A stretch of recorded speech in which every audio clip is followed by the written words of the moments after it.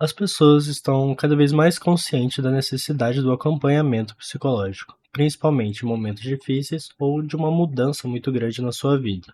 Com 18 anos comecei a fazer terapia e nunca parei. Queria ter tido esse ímpeto de procurar terapia antes.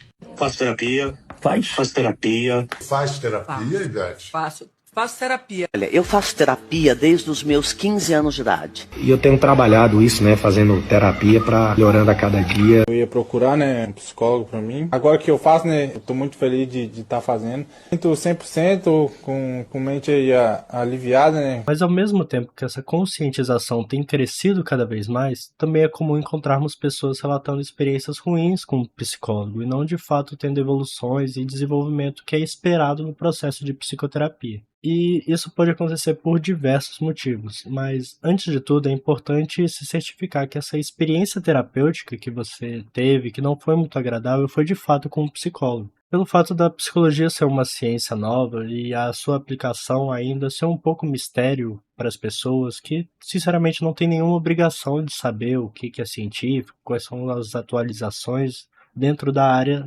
científica e profissional. Mas com isso, infelizmente, as pessoas acabam se deparando com muitos profissionais picaretas que aplicam pseudociência, técnicas não válidas ou até que não têm nenhum embasamento dentro da ciência da psicologia. Como, por exemplo, esses coachings de inteligência emocional, coachings quânticos, que tentam pegar alguns aspectos da ciência, mas aplicam de forma totalmente pejorativa e sem nexo com o que de fato é a realidade. Então o primeiro passo é ter certeza que o profissional que você está se tratando é de fato um psicólogo formado. Mas com certeza a gente não pode descartar o fato que, assim como qualquer outra profissão, vai ser comum encontrarmos profissionais não tão qualificados e tão preparados para estar exercendo a função. Então, esse é o primeiro passo. Ter certeza que o profissional que você está se tratando é de fato um psicólogo. E agora, como é que a gente faz para identificar que o trabalho dele é bem feito e que provavelmente a gente vai ter um resultado que a gente espera?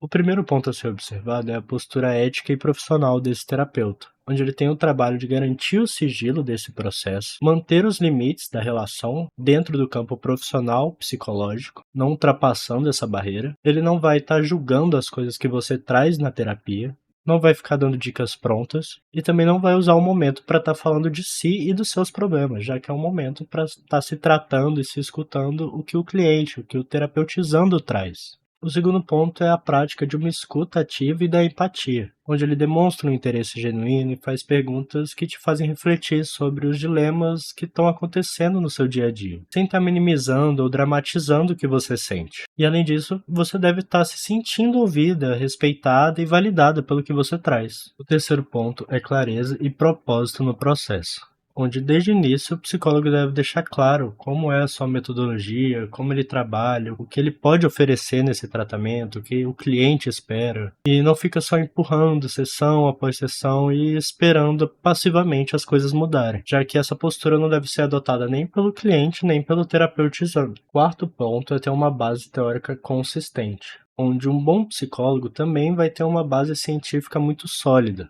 independente da vertente, seja a análise do comportamento, a TCC, a psicanálise e as escolas humanistas, que são as principais vertentes da psicologia que são válidas cientificamente no processo de psicoterapia. Então, se for algo que parece muito diferente disso, tenta pesquisar um pouco antes qual é a validade desse método e base que esse psicólogo ou profissional está utilizando. E tendo essa boa base, ele vai conseguir aplicar as técnicas com embasamento e uma explicação que seja compreensível para as pessoas. Quinto ponto, que é um dos mais importantes, é a evidência de evolução, onde é importante você estar percebendo mudanças, não necessariamente sempre para melhor, mas perceber que as coisas estão mudando, que talvez você esteja conseguindo lidar melhor com certos sentimentos, se comportando de forma diferente, ou pelo menos tendo mais clareza do motivo de você estar se comportando assim. E parte do papel do psicólogo é ajudar a identificar essas mudanças. E nem sempre elas vão ser necessariamente positivas, já que a mudança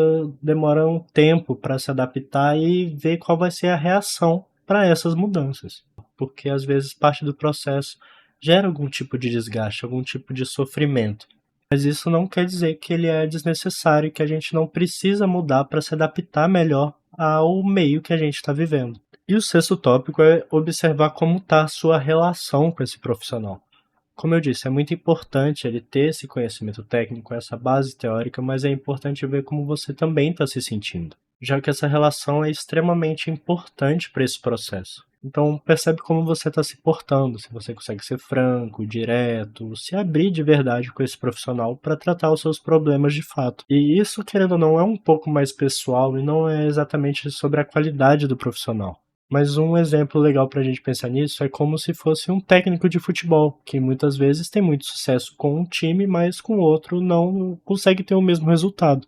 Isso não necessariamente quer dizer que aquele técnico é ruim ou que aquele time não é bom, mas que a conexão deles não foi o suficiente para gerar as mudanças e os resultados que eram esperados. Então a melhor solução é romper o vínculo e, claro, o time procurar outro técnico e o técnico procurar outro time para estar treinando. E o último aviso para valorizar o seu processo psicológico é entender que, querendo ou não, precisa ter um pouco de paciência, já que é um processo que é parecido com fazer dieta, onde você vai começar a fazer dieta e as mudanças não vão acontecer a cada garfada de alface que você dá. É uma coisa gradativa, de longo prazo, mas que de fato funciona e tem possibilidade. Mas para isso você precisa ser um pouco mais paciente e dar o tempo para essas mudanças acontecerem.